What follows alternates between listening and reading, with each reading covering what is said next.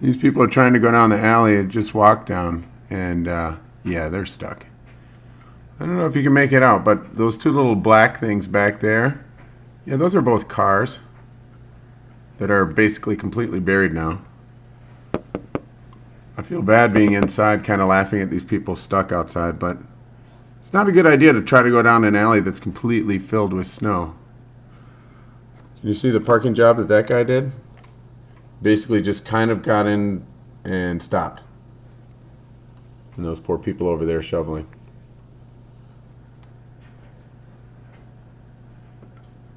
Yeah, they're totally stuck. It's nice and warm inside though.